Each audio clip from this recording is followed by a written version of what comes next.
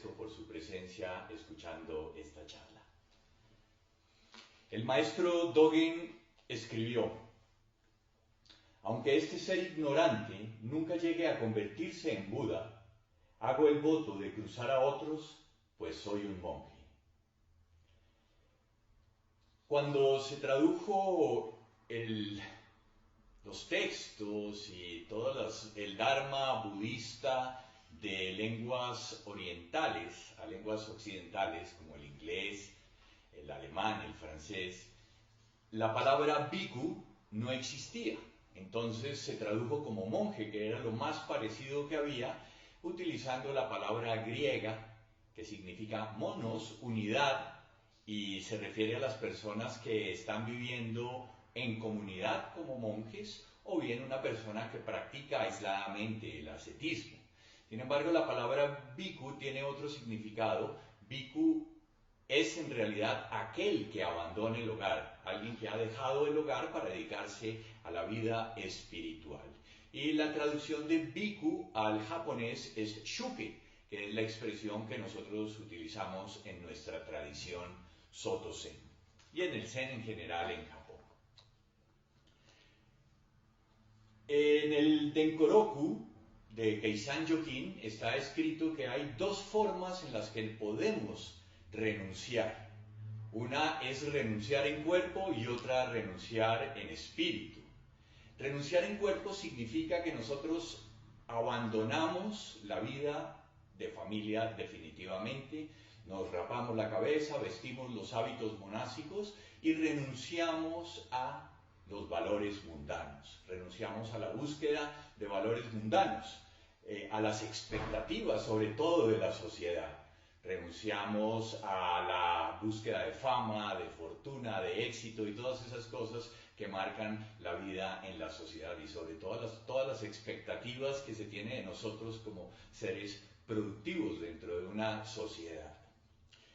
Eso es abandonar de cuerpo, definitivamente, la vida mundana.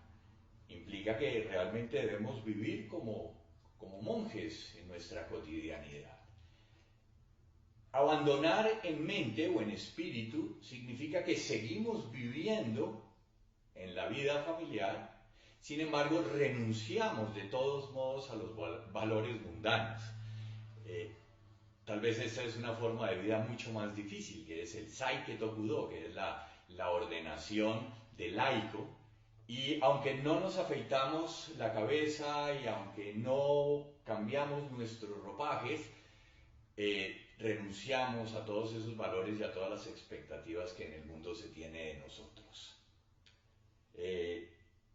Dice el maestro Keisan que si no es de una u otra forma, pues no hay una renuncia real. Y lo que pasa es que en el Japón, a partir del siglo XIX, el gobierno estableció una regla que se llama Nikujiki Saitai, que significaba que los monjes a partir de ese momento podían comer carne, podían casarse y podían vestir ropas laicas, siempre y cuando no estuvieran realizando labores religiosas, oficiando ceremonias o ese tipo de cosas. Entonces, nosotros en realidad en nuestra tradición Soto Zen, pues vivimos como en un intermedio entre la vida del monje y la vida del laico. Sin embargo, aquellos que reciben la ordenación de monje, de todos modos tienen que afeitarse la cabeza. Afeitarse la cabeza es muy importante porque simboliza abandonar las ilusiones, cortar la mente engañosa. Sin embargo, es algo que está creciendo permanentemente y no podemos dejar que crezca, entonces constantemente tenemos que cortar el pelo para poder traer al presente ese hecho de que tenemos que estar atentos a esa mente engañosa, a las ilusiones. El maestro Dogen dice en varios de sus textos, porque esto tiene que estar en el Shuke Kudoku, en Shuke y en Yukai. Shuke Kudoku es el texto que habla sobre los méritos de hacerse monje. Shuke ya habla más específicamente, estos son 3 capítulos del Shobogenzo en Shuke habla de el significado de ser monje, refiriéndose a historias de los antiguos Y Yukai pues es concretamente la ceremonia de recibir los preceptos. Entonces Yukai es la entrega y aceptación de los preceptos budistas. El maestro Dogen dice, todos los budas de los 3 tiempos dicen que salir de casa es realizar el camino. Salir de casa es bhikkhu, shuke, abandonar el hogar. Los 28 antepasados indios y los antepasados en la China Tang que transmitieron el sello de la mente de Buda eran todos shramanas. Shramana es otra expresión para bhikkhu. Y quizá fue observando estrictamente los preceptos que pudieron convertirse en modelos universales para el triple mundo. Por lo tanto, al practicar el Zen e indagar en la verdad, los preceptos y el Vinaya son lo más importante. Fíjense que aquí habla de los preceptos, la importancia de los preceptos y luego vamos a volver a eso. Pero recordemos que triple mundo hace referencia a los 3 estadios que se describen en las estupas, que es el mundo del deseo, Kamaloka, el mundo de la forma, que está más arriba, que es el segundo estadio, y luego el reino de lo inmaterial, que es Arupya Loka, que es el último estadio, y pues arriba de ese está la vacuidad. Fíjense que en la meditación tradicional en el Theravada se pasa por esos 3 estadios antes de alcanzar la iluminación final. Entonces les decía que hay varios textos del maestro Dogen, como Shuke Kudoku, en el que nos habla de los méritos de hacerse monje. Para el maestro Dogen es muy importante hacerse monje, si bien nosotros en la actualidad, pues una vez que hemos terminado el entrenamiento no vivimos como monjes, de todos modos debemos mantener esa misma actitud en la vida cotidiana.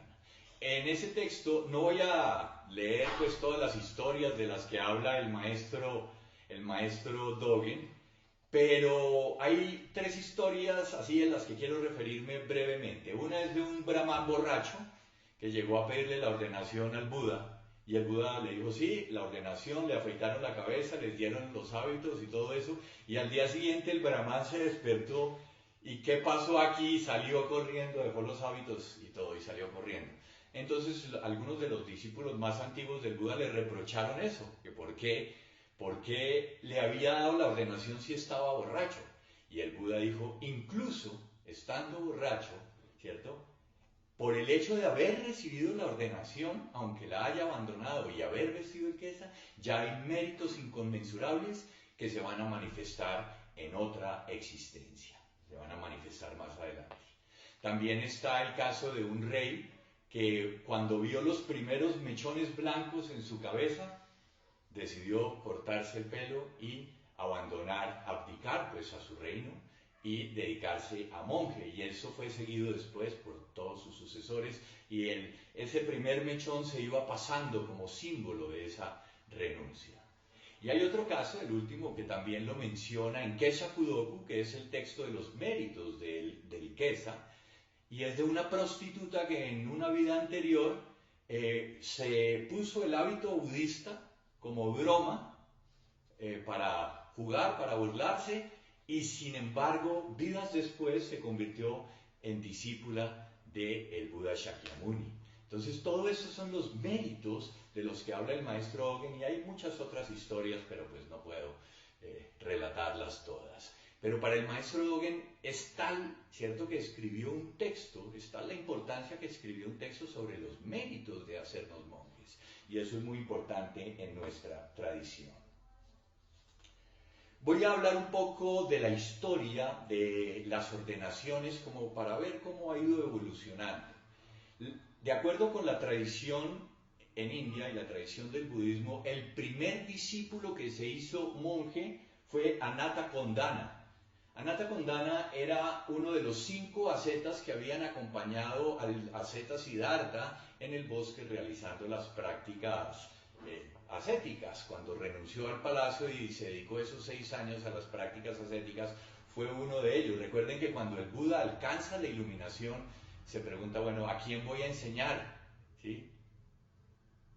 Y entonces se acordó de esos 5 primeros ascetas que estaban ahí en Sarnath, y caminó de Bodh Gaya a Sarnath y dio el primer discurso. Recuerden que cuando él venía, los ascetas lo vieron y dijeron, Aquí viene el que renunció, el que fracasó, no le dirijamos la palabra. Y se voltearon y el Buda les dice, no, ya no se pueden dirigir a mí como el amigo o como el compañero de la práctica ascética, sino que ahora vengo como el iluminado.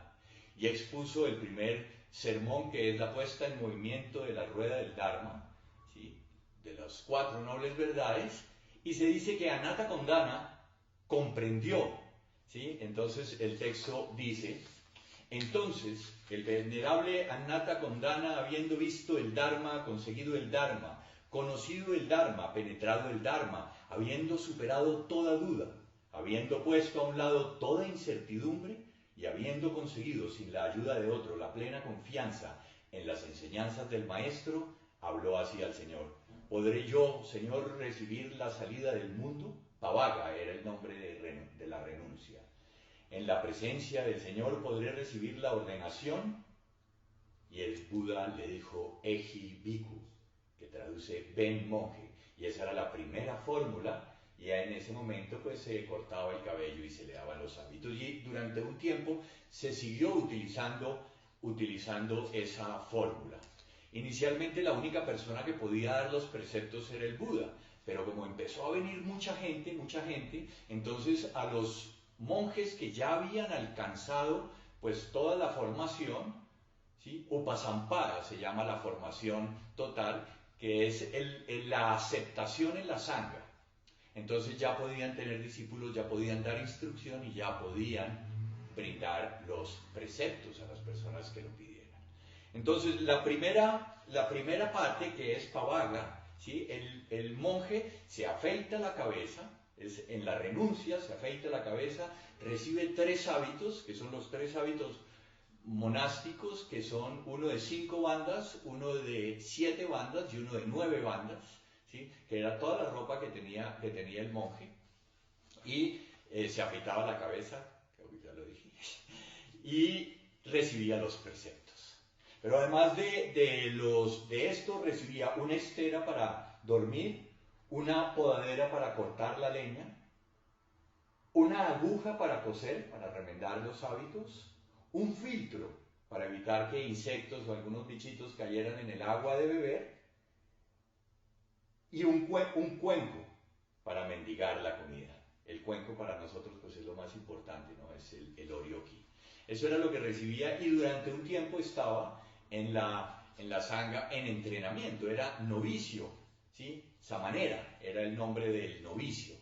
Y ya después de un tiempo, cuando había completado la formación, entonces recibía la ordenación completa, que es Upadana, que es el equivalente en nuestra tradición a la transmisión del Dharma, pero luego voy a hablar un poco más de los estadios, ¿sí? Entonces, y a partir de ese momento ya estaba aceptado formalmente en la comunidad como miembro oficial de la sangha, y ya no se le consideraba más un novicio ni un aprendiz, y por eso a partir de ese momento ya podía, por autorización del Buda, pues ya se pudo empezar a dar los preceptos para los monjes antiguos que habían completado la formación total. Cuando el budismo pasó a China, ¿sí?, trató de adoptar el mismo sistema de ordenación, de recibir, el monje en la tradición Theravada recibía 227 preceptos, los preceptos del Vinaya, ¿sí?, y las monjas recibían 340 preceptos, ¿sí? Se dice que que estos preceptos adicionales era para proteger adicionalmente a las monjas, pero bueno, eso, hoy en día todo eso, en la actualidad todo eso es cuestionable, ¿no? Pero esa era la tradición, y cuando el budismo pasó a China, entonces se realizó de la misma manera, ¿sí?, en los estadios, primero como novicio y luego se recibía la ordenación completa, que son 2 ceremonias que estaban separadas. Pero había una característica en China, y era que el gobierno, el Estado, controlaba las ordenaciones. Entonces no era que las ordenaciones se realizaran en pequeños templos, sino que se hacían en grandes plataformas. Se dice que por eso viene el nombre del sutra de Huineng, ¿cierto? El sutra de la plataforma del sexto ancestro, Huineng, ¿sí? Y dicen que esa plataforma se refería precisamente a esas grandes plataformas en las que los monjes recibían la ordenación, que eran, no importaba a qué escuela pertenecieran, todos tenían que pasar por la misma ordenación. ¿Sí? De hecho, incluso si se consideraba que era una tradición mahayana, los monjes debían pasar primero, recibir los preceptos del Vinaya, y luego, sí, podían recibir también los preceptos del Bonmoki o el Sutra de la Red de Brahma, que son 58 preceptos solamente, pero era algo adicional. Entonces, la actitud mahayana, que es la mente, despertar la mente del mahayana, no era algo que se hacía desde la primera ordenación y no todos tenían que hacerlo. Si uno consideraba que tenía una actitud mucho más de ayudar, de buscar el alivio del sufrimiento de los demás y la renuncia como bodhisattva, entonces tenía que además tomar los 58 preceptos de el Bonmoki o el Sutra de la Red de Brahma. ¿Sí? Pero en China, entonces los monjes, cuando un monje se presentaba en un templo, ¿sí?, que llegaba con la cabeza afeitada y que quería ingresar al templo, debía presentar los 3 documentos de la ordenación, que son 2 certificados de ordenación debían ser comprados en la oficina del sacrificio del gobierno central, y otro que era la transcripción de la ordenación que se obtenía del monasterio que había dado la ordenación. Entonces eran como los certificados. Fíjense que nosotros, por ejemplo, en nuestra tradición, para ingresar a un monasterio de formación tenemos que tener la ordenación y tenemos que, a través de la oficina que maneja estos asuntos, se envían los certificados y todos los documentos que hay que entregar para ser recibido. No cualquiera puede llegar como monje, presentarse en un templo y decir, por favor, recíbame. Entonces, eso era en China, como se hacía. Todos los monjes debían recibir los preceptos del Vinaya. Y eso es una cosa que cuando llegó a Japón cambió. ¿Sí? La primera escuela que llegó, o de las primeras escuelas que llegó a Japón, fue la escuela Kegon, ¿sí?, en Nara, el templo Todaiji. Entonces trató de hacer lo mismo, y todas las escuelas, a partir del gobierno, todas las escuelas tenían que enviar a los monjes al templo Todaiji a recibir los preceptos del Vinaya, para poder ser considerados monjes. Sin embargo, Saicho, que fue el fundador de la escuela Tendai, él decidió que, como Japón era un país mahayana, pues no había necesidad de recibir los preceptos del Vinaya, y entonces decidió que en su ordenación solamente era necesario recibir los 58 preceptos del Bonmoki o del Mahayana. Y fíjense una cosa muy curiosa, porque esto es algo que pocas veces se comenta, y es que el maestro Dogen, cuando recibió la ordenación de monje, él solo recibió los preceptos del Tendai, porque él fue originalmente monje Tendai, y cuando viajó a China, incluso después de recibir la transmisión del Dharma de Myosen, ¿cierto?, llegó allá y no podía entrar a los monasterios chinos porque no había recibido los preceptos del Vinaya. Entonces aquí pues se supone que hubo algunas negociaciones, algunas cosas que permitieron, cuando ya llegó al monasterio del maestro Ryujin Tendo Nyoyo, que fue aceptado, entonces se le recibió con los preceptos que había recibido en Japón. Sin embargo, cuando el maestro Dogen llega a Japón de regreso, entonces él decide que ni siquiera los 58 preceptos del Mahayana son necesarios, sino que solo es suficiente recibir los 10 preceptos mayores del Mahayana, además del triple refugio y los 3 preceptos puros, que es los 16 preceptos que nosotros recibimos en nuestra ordenación. No se sabe realmente de dónde viene o qué originó que el maestro Dogen tomara esa decisión, pero en Japón ya los monasterios no estaban controlados por el Estado. Claro, debía haber una aceptación del Estado como monasterio y un reconocimiento, pero no era necesario que hubiera un control como en China. Y una de las cosas que hicieron algunos de estos maestros, como Saicho y como el maestro Dogen, fue adoptar un conjunto de preceptos para que su escuela se separara de las demás, estuviera diferenciada de las otras escuelas. Entonces, esto yo creo que fue una de las características. Y uno ve a través de la historia del budismo en Japón cómo cada escuela va adoptando diferentes formas o diferentes preceptos para poder precisamente diferenciarse de las otras y establecerse como una escuela totalmente independiente, que es el caso de la escuela Soto Zen.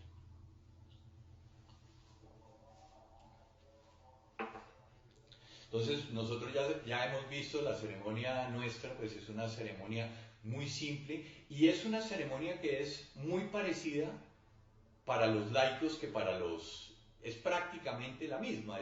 La diferencia es que a los laicos solo se les entrega el rakusu, no se les entrega el kesa de 7 bandas, no se les entrega el orioki, que es el cuenco o el juego de cuencos de los monjes.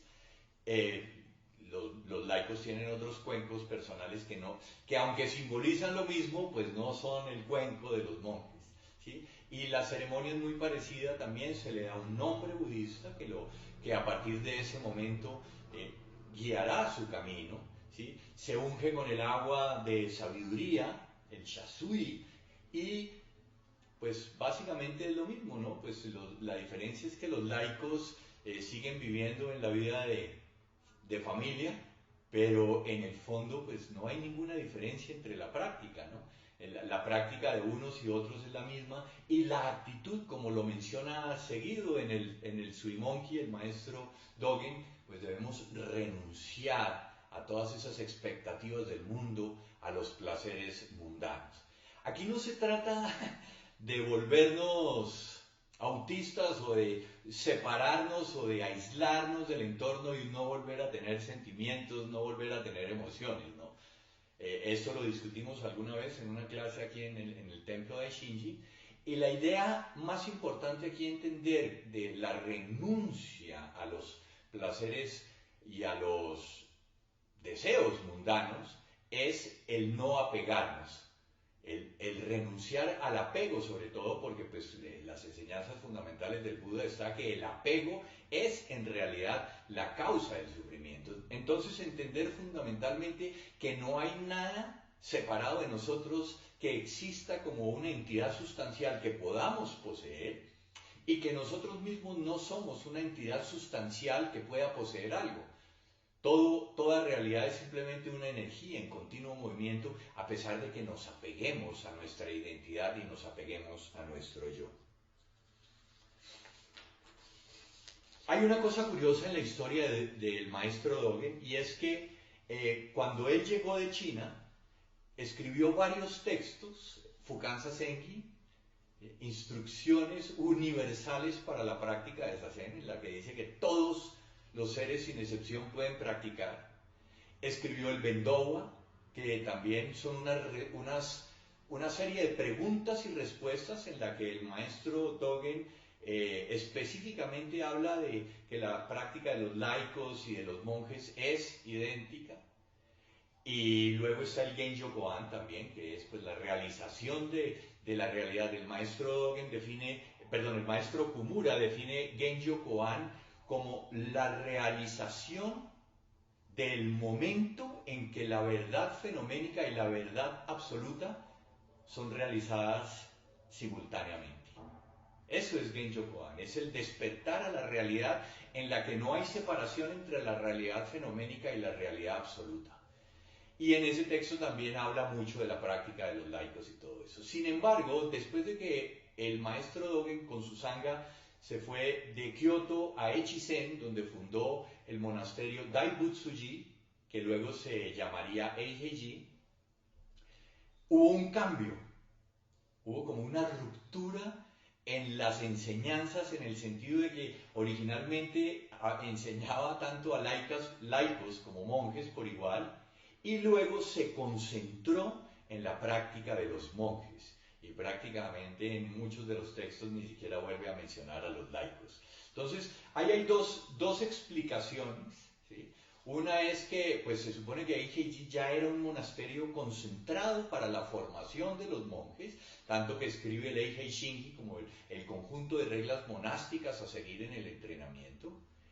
Y el otro es que el maestro Kumura dice en uno de sus textos que también pudo sufrir una desilusión, una decepción con respecto a la práctica, no de los laicos en general, pero sí de su entorno, de las personas que eran más cercanas a él, incluso de altos funcionarios y todo eso que quisieron practicar, pero había una diferencia y un cambio de actitud que era importante tener para poder realmente practicar y que no se dio. Entonces se concentró en la vida monástica muy especialmente.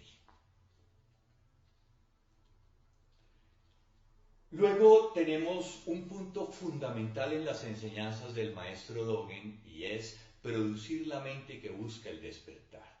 En el Gakudo Yojinchu, que es un texto bien importante de puntos para tener en cuenta en la práctica del Zen, el primer punto dice que para poder practicar la vía del Buda debemos producir la mente que busca el despertar. Hotsu Bodaishin. Bodaishin es la traducción en forma corta de Anuttara Samyaku-san, Bodai Shin, la mente que aspira al despertar, pero no es solo una mente que aspira al despertar como algo para sí mismo, también es una mente que aspira al despertar para liberar a otros, y también es una mente que aspira al despertar para producir en otros la mente que busca el despertar. Entonces, crear las condiciones, el espacio, el sitio para que otras personas también puedan producir la mente que busca el despertar. Y en el Gakudo Yojinchu dice muy específicamente, citando las palabras del maestro Nagarjuna, que para producir la mente del despertar debemos ser conscientes de la impermanencia. Dice que la mente que es testigo de la impermanencia del mundo, este surgir y decadencia de los fenómenos continuos, que todo lo que nace muere, que esto no es algo que nos inventemos, no es una teoría, la evidencia está en la cotidianidad, en lo que vemos momento a momento, todo está en continua transformación y todo lo que nace muere, es inevitable. Entonces, si somos testigos de eso, ¿sí? Ese es el asunto fundamental de la vida y de la muerte. Y por eso, si no surge en nosotros ese deseo de despertar a esta realidad que está más allá de la vida y de la muerte, pues entonces no vamos a tener realmente la energía para poder practicar. De hecho, hay una expresión que viene de Hotsu Bodai Shin, que también es Shoshin, que es la mente de principiante, como ha sido traducido, y pues ya es un libro muy famoso, el bestseller del Zen, que es Mente Zen, Mente de Principiante, del maestro Suzuki, Shunryu Suzuki Roshi, fundador del San Francisco Zen Center y los otros templos que están adscritos a esta comunidad. Normalmente es interpretado como la mente del principiante, como que momento a momento debemos tener pues el espíritu del principiante, ¿no? De alguien que por primera vez encuentra el camino y debemos renovar ese camino momento a momento como si fuera la primera vez.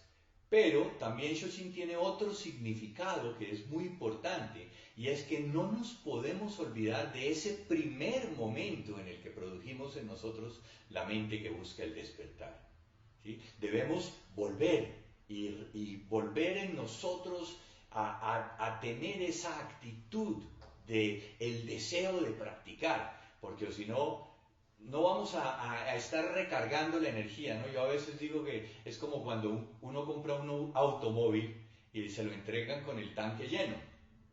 Entonces va uno y maneja hasta que se le acaba la gasolina. Pero pues no puede seguir, hay que volver a tanquear, hay que volver a cargar combustible. Entonces por eso es muy importante no olvidarnos de eso, de volver a recuperar esa energía inicial. Esa es la mente del principiante también, el primer momento que produjimos en nosotros esa mente que aspira al despertar. El maestro Dogen en el capítulo, hay un capítulo además del Shobogenzo que se llama Hotsu Bodai Shin, que tiene que ver con eso, y él escribió el siguiente poema. Buenas, honorables, grandes personas entienden la impermanencia del mundo. Renunciar a los reinos mundanos y dirigirse hacia el nirvana es algo raro y difícil de comprender. Y esto es parafraseando también una expresión del Buda Shakyamuni, ¿no? Este camino al que he despertado es raro, es difícil de comprender, no puede ser entendido realmente por la persona ordinaria, sino que solo puede ser entendido por Budas. Y eso es lo que hacemos en nuestra práctica. Entonces, el maestro Dogen dice más adelante, de esta manera, lo deseemos en nuestra mente o no, somos arrastrados por nuestro karma pasado, eso es habitualmente, ¿no? La transmigración dentro del ciclo de vida y muerte continúa sin detenerse por un solo ksana. Ksana es la unidad de tiempo más pequeña que hay, es un nanosegundo. Con cuerpo y mente que está transmigrando de esta manera a través del ciclo de la vida y la muerte, deberíamos sin falta despertar la mente bodhi de llevar a otros antes que a nosotros mismos. Incluso si en el camino de despertar la mente bodhi comprendemos que nuestro cuerpo y nuestra mente nace, envejece, se enferma y muere, después de todo no puede ser nuestra posesión personal. Aquí hay, o sea, esto nos daría para una charla completa, ¿sí? Pero realmente cuando nosotros entendemos la impermanencia del mundo, podemos sentarnos de acuerdo a lo que enseña el maestro Dogen de abandonar cuerpo y mente, porque en realidad entendemos que no hay nada sustancial que podamos atrapar. Por eso debemos soltar la identidad con nuestros 5 agregados, con los 5 skandhas, con los procesos que dan creación momento a momento de esta individualidad. Continúa el maestro Dogen diciendo, cuando el bodhisattva, en medio del nacimiento y la muerte, inicialmente hace surgir la mente que aspira al despertar, firme e inamovible, el mérito de ese pensamiento es tan profundo, amplio e ilimitado, que si el Tathagata tratara de explicar sus detalles, no podría agotarlos en un solo kalpa, en un periodo universal. O sea, describir lo mismo que en Shuke Kudoku, ¿no? Describir los méritos de producir la mente que busca el despertar. Entonces es muy importante renovar ese espíritu de principiante o ese primer momento en el que surge la mente, porque entonces no vamos a encontrar realmente justificaciones intelectuales cuando perdemos esa energía, cuando perdemos ese impulso, no vamos a encontrar justificaciones intelectuales para superar la pereza y la inercia del ego. Por eso tenemos que practicar más allá de nosotros mismos y esa energía está tanto en el deseo como despertar nosotros, como en el deseo de liberar a otros del sufrimiento, ¿no? Ese es nuestro voto fundamental. Ese es el voto que asumimos cuando recibimos los votos y los preceptos de Bodhisattva, ¿no? Dedicar nuestra vida como barqueros a llevar a otros de la orilla del samsara a la orilla del nirvana, antes que a nosotros mismos. Renunciamos a nuestra propia liberación incluso. Y ese es el voto universal que realizamos.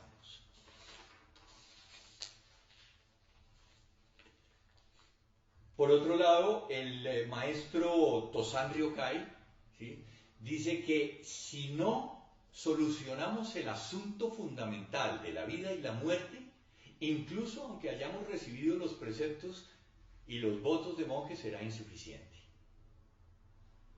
Entonces, solucionar el asunto de la vida y de la muerte es comprender profundamente, en últimas, que no hemos nacido, que nunca hemos estado separados de la totalidad de la existencia. Y eso es algo que nosotros actualizamos continuamente en nuestra práctica, ¿sí? Despertar a esa realidad universal en la que nunca hemos estado separados. Y eso es algo continuo, eso no es algo que debemos practicar en algunos momentos, sino que debe ser parte de toda nuestra cotidianidad, como expresión de nuestra comprensión de la propia práctica.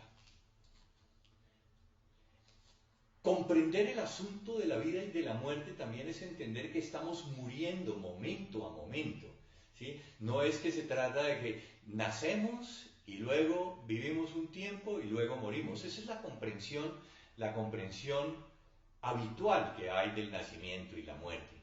Pero para nosotros el nacimiento y la muerte se da momento a momento. En el Shuke Kudoku, que es el mismo texto de los méritos de hacerse monje, el maestro Dogen dice: debes tener en cuenta que el cuerpo humano en esta vida está formado temporalmente como el resultado de la combinación de los 4 elementos y los 5 skandhas. Siempre están presentes los 8 tipos de sufrimiento, que son nacimiento, vejez, enfermedad, muerte, separación de lo que amamos, unión con lo que odiamos, frustraciones y aquellos sufrimientos causados por el apego a los 5 agregados. Sin mencionar el hecho de que la vida surge y perece instantáneamente, momento a momento, y nunca permanece. Y del hecho de que hay 65 setsunas que surgen y son aniquilados en un tanji. Setsunas son ksanas, es el nanosegundo, ¿no? Pero hay todavía una fracción mucho más pequeña, que son los tanji. Entonces, repito, el hecho de que hay 65 setsunas que surgen y son aniquilados en un tanji. Sin embargo, la persona ordinaria no puede comprender esto debido a su propia ignorancia. Aunque un día y una noche están comprendidos por 6.499.980, eso es tema para el examen, setsunas, y que los 5 skandhas aparecen y desaparecen, la persona no conoce estos hechos. ¡Qué vergüenza de aquellos que desconocen sus propios nacimientos y muertes! Esto es un punto muy importante en nuestra práctica, porque nosotros nos identificamos con nuestro yo como una realidad permanente, ¿no? Yo digo con frecuencia que ponemos la foto en redes sociales de cuando nos sentíamos mejor con nosotros mismos, ¿no? Cuando estábamos más delgados, cuando estábamos más jóvenes, sin canas, sin arrugas. Entonces la gente ve la foto y ve la foto durante años y es la misma foto porque nos identificamos con ese personaje. Pero de ese personaje no queda nada. Lo único que queda realmente es la foto. Porque nosotros estamos naciendo y muriendo a cada instante, ¿sí? El problema es que nos identificamos con ese personaje como el que tiene, como cuando miramos una llama, ¿cierto? Durante un tiempo largo y cerramos los ojos. Todavía estamos mirando la llama, pero realmente no es la llama, es la impresión que la llama ha dejado en nosotros, pero realmente nos apegamos a una ilusión, porque ya no somos ese, no somos ni siquiera el mismo de ayer un día más viejos. Estamos en continua transformación. Entonces debemos soltar esa identidad permanentemente para poder continuar nuestro camino en el sentido de el despertar momento a momento. Otra cosa que es bien importante en nuestra práctica, sobre todo cuando tomamos los votos, ya sean laicos o de monje, ¿sí? Es el voto que hacemos en nuestra práctica. Entonces hay un voto formal, o un voto que está seguido por los votos de Bodhisattva, por Hotsubo Daishin y todo eso. Eso es un voto muy puntual que nosotros recibimos de una manera explícita en nuestra práctica. Pero hay otro voto que es el voto personal, que es un voto que solo uno puede tomar. Y de esto casi no se habla. Muchos de los maestros en la antigüedad escribieron textos como el Hotsuganmon, que es la expresión escrita de ese voto personal, ¿sí? Entonces, uno dice, bueno, no, es que voy a hacer el voto, por ejemplo, o como el Bodhisattva no criticar a nadie, ¿no? El Bodhisattva que no criticaba a nadie, ¿sí? O hago el voto de dejar este mal genio. Entonces uno puede hacer un voto personal y el maestro Dogen expresó en un texto que se recita también en los monasterios y hay otros famosos como el de Daichi, que es un voto también que se recita con frecuencia. Daichi fue un maestro muy importante, fue el fundador del templo Shogoji en Kumamoto, que está donde se realizó durante muchos años el Ango Internacional. El maestro Dogen en uno de los apartes, es un texto corto, de una página más o menos, pero en alguno de los párrafos dice lo siguiente. Aunque mi nocivo karma pasado se ha acumulado y hay causas y condiciones que obstruyen mi práctica de la vía, que todos los budas y ancestros que han alcanzado la vía a través de la vía del Buda sean compasivos conmigo y me permitan ser liberado de los enredos kármicos y practicar sin obstáculos. Que su virtud y sus puertas del Dharma llenen e impregnen por completo el ilimitado mundo del Dharma. Permítanme recibir algo de su compasión. Entonces, también es una invocación a los ancestros, ¿no? Una invocación, un llamado a todos los ancestros que nos han precedido para que su fuerza que les permitió, pues, o que ha permitido que la enseñanza llegue hasta nosotros, pues esa fuerza se manifiesta en nosotros también para que tengamos la fortaleza de practicar pues las 25 horas del día, como es el entrenamiento de un monje en nuestra tradición. En mi caso personal, cuando conocí el Zen, pues yo viajé a Francia y pues empecé a practicar ahí y desde muy pronto quise hacerme monje y una de las cosas que comprendí muy rápido fue que esta práctica no tenía ningún sentido si no era para compartirla con otros.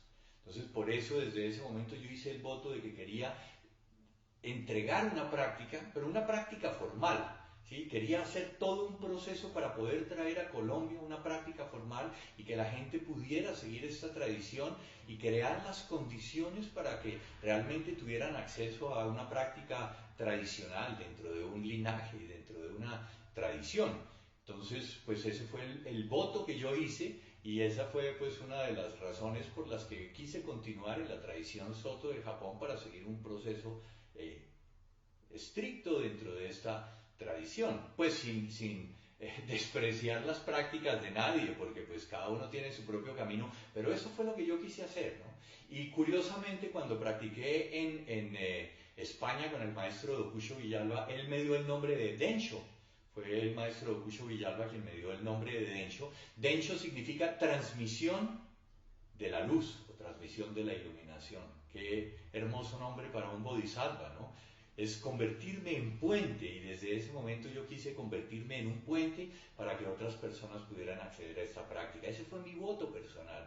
Y curiosamente, sin yo decirle nada al maestro Miyaura Roshi, el abad de Antaiji, cuando recibí la ordenación ahí formalmente dentro de la escuela Soto, él dijo que ese nombre era muy poderoso y tenía kanjis muy poderosos, transmisión e iluminación, y por eso me dio el mismo nombre en la ordenación y pues ha sido mi camino y ha sido mi deseo de continuar esta práctica desde ahí y pues recorrer, atravesar océanos y atravesar continentes para poder cumplir mi voto. Y no es que el voto llegue a un punto en el que ya se ha cumplido, sino que permanentemente tenemos que revisar ese voto personal para también alimentar nuestra práctica, porque esa también es la dirección puntual que damos a nuestra práctica. Luego viene entonces el entrenamiento, porque una de las cosas en las que he insistido muchísimo en nuestra sangha es que si podemos seguir haciendo las cosas de la misma manera, pues vamos a hacerlas de la misma manera, si no tenemos que hacer un esfuerzo por cambiar la manera como nos relacionamos con las cosas. Entonces, el entrenamiento para los monjes es muy importante, no quiere decir que el entrenamiento sea exclusivo para los monjes, de hecho hay monasterios en Japón que reciben laicos y pues en Estados Unidos, ni hablar, la cantidad de sitios donde se practica como laico siguiendo las formas de los monjes. ¿Sí? Pero el Ango es un periodo de 90 días o de 100 días, se dice tradicionalmente, en el que el monje está completamente encerrado, no puede salir del monasterio y todas sus actividades están regidas por el Shingi, por las reglas monásticas y el entorno. Eso no quiere decir que la práctica sea fácil. La práctica en una comunidad continua, conviviendo permanentemente con las mismas personas, pues no necesariamente va a sacar lo más bonito de nosotros, ¿no? A veces salen esas sombras que no queremos mostrar, ¿sí? Pero entonces eso sí tenemos que cuidarnos de no hacer daño a los otros, debemos cuidarnos de cómo reaccionamos frente a los demás. Y una de las cosas que uno no puede hacer en un entrenamiento, en un monasterio, es tomarse las cosas de manera personal. O sea, hay instrucciones, hay indicaciones, a veces los regaños son severos, a veces hay gritos, pero si uno se toma las cosas personalmente, como me ofendió, ¿por qué me lo dijo a mí? Entonces no aguanta, porque el ego, si le damos un poquito de cuerda, el ego va a crecer de una manera desproporcionada, ¿no? Entonces ahí sí que es la teoría de catástrofes, ¿no? Un estímulo muy pequeño puede producir un huracán, ¿no? En la teoría de catástrofes, por ejemplo, en termodinámica, que tiene que ver con el clima, una variación de temperatura mínima puede producir un huracán. Y lo mismo sucede es el famoso efecto mariposa, ¿no?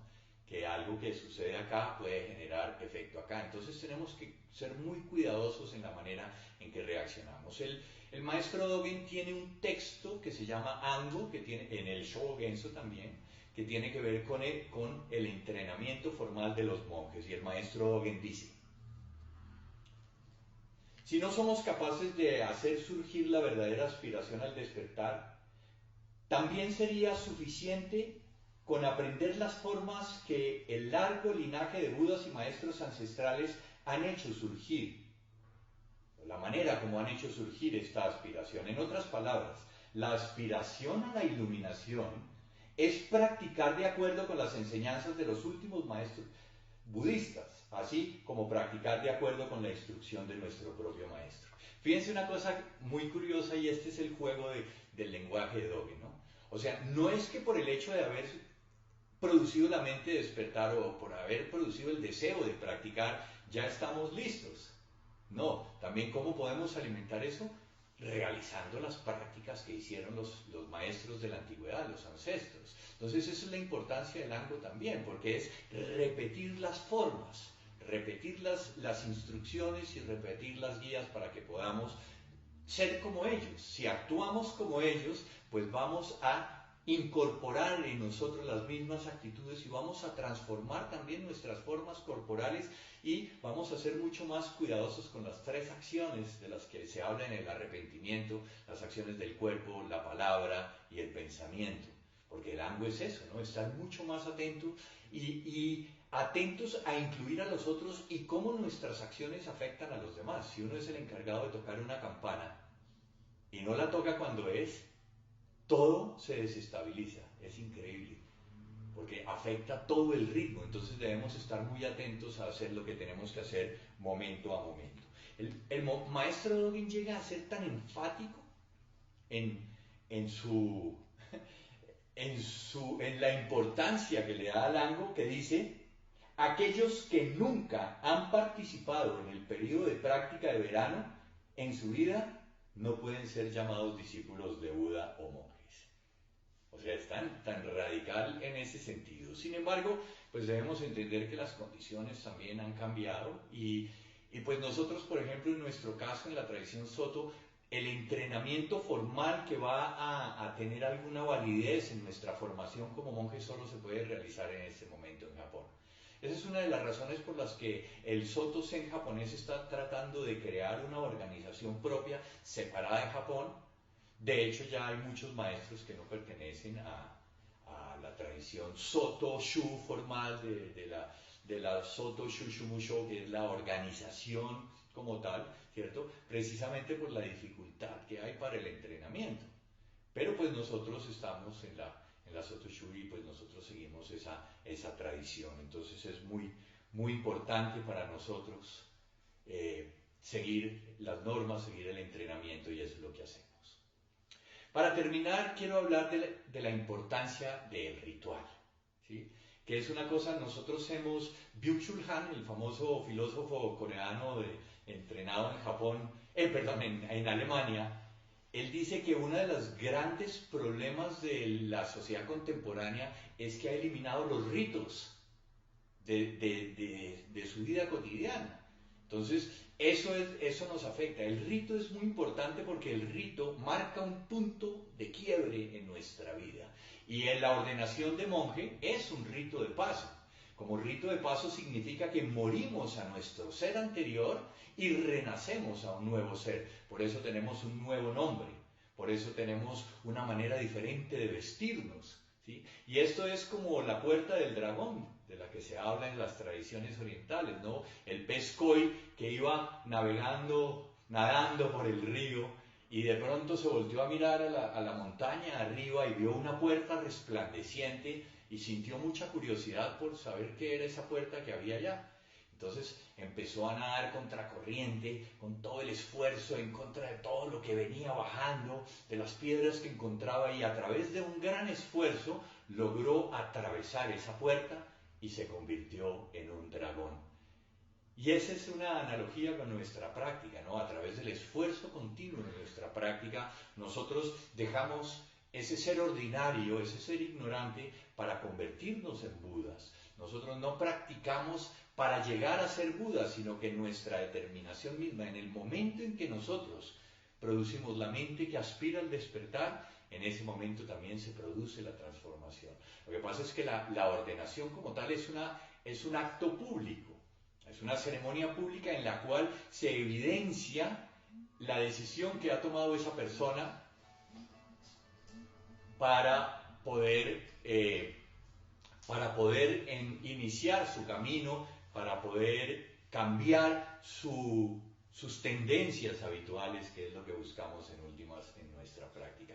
Por eso es una ceremonia que se hace públicamente, ¿sí? Y lo último, o dentro de la ceremonia que se hace de monje, uno hace una sampai, hace 3 postraciones en la dirección de los padres, porque es una forma de agradecer también el habernos permitido llegar hasta ahí, pero también es la manifestación de esa renuncia a esa vida que traemos, y ya dejamos atrás nuestro linaje familiar para entrar al linaje de los Budas y los ancestros. Entonces es un compromiso muy profundo, no con nadie, no con el maestro, no con el Buda, sino con uno mismo, de a partir de ese momento dirigir la vida para construir un Buda momento a momento en nuestras acciones cotidianas, y que nuestras acciones también incluyan a los demás como reflejo de nuestra comprensión de la impermanencia y de la interdependencia, y que nuestras acciones también ayuden a liberar el sufrimiento de los demás. ¿Cómo podemos expresar concretamente nuestra comprensión de la vida, o de la vía, perdón, en la vida cotidiana? ¿Cómo podemos expresarnos a través de cómo tratamos a los demás, no solo a los seres humanos, a los demás seres vivos, a los objetos en general, a partir de nuestra decisión de cambiar el rumbo, ¿sí? Se necesita, lo he dicho en otras ocasiones, el ego funciona por inercia. Entonces necesitamos de una fuerte energía para romper esa inercia del ego y para cambiar la dirección de nuestra vida. Si nosotros no hacemos eso, pues la ordenación va a ser simplemente un acto teatral. Pero debe haber un compromiso profundo en lo que hacemos, y por tanto también en el voto que vamos a asumir a partir de ese momento, y cómo vamos a dirigir nuestra vida en esa dirección, apoyados obviamente, pues ¿en qué? En las enseñanzas y en los preceptos, ¿sí? Los preceptos son la esencia de nuestra conducta, por eso hay que estudiarlos. ¿Cómo expresamos nuestra comprensión de la vía en la cotidianidad?